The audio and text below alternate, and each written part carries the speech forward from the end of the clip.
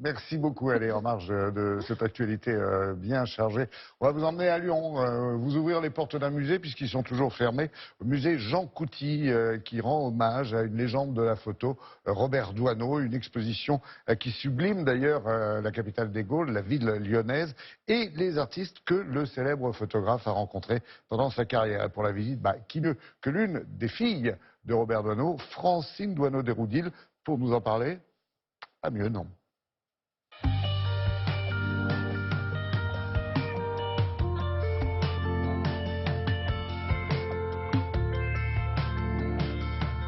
Doisneau, c'est pas du tout un photographe qui veut disparaître de son image. Il fait pas semblant de ne pas être là. Il est face à quelqu'un qui le regarde.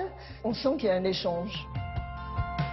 Picasso était quelqu'un de joueur. Mon père avait trouvé des petits pains un peu spéciaux comme ça dans une boulangerie, il met ça sur la table et tout ça. Et immédiatement, Picasso de lui-même disposait les petits pains comme si c'était ses mains, quoi, avec un sens du jeu absolument immédiat.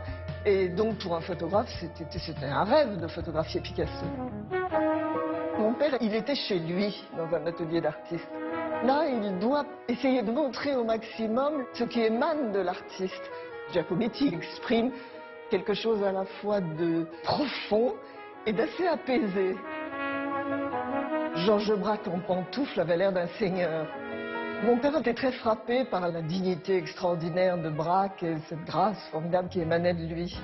C'est vrai qu'il y a cette espèce de majesté de Braque et qui est très belle, je trouve.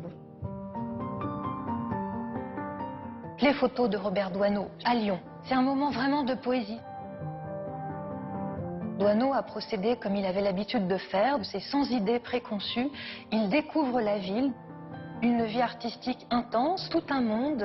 Et donc Doisneau est le témoin de toute cette période d'effervescence malgré tout d'après-guerre. Il est curieux, il se promène, il attendait le moment.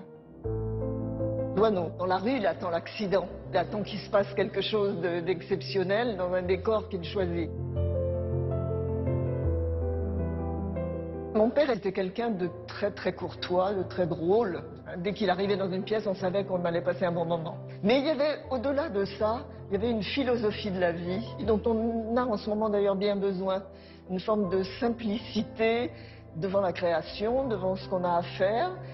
Ça parle de nous, ça parle de nos racines, ça parle du passé. Mais la photographie, c'est le passé et le présent. Le passé, c'est le photographe. À partir du moment où il est déclenché, l'image qu'il va nous livrer est une image du passé. Mais la moitié du chemin reste à faire par celui qui regarde l'image. Et là, c'est le présent. Doisneau, c'est un trésor pour moi. C'est un trésor.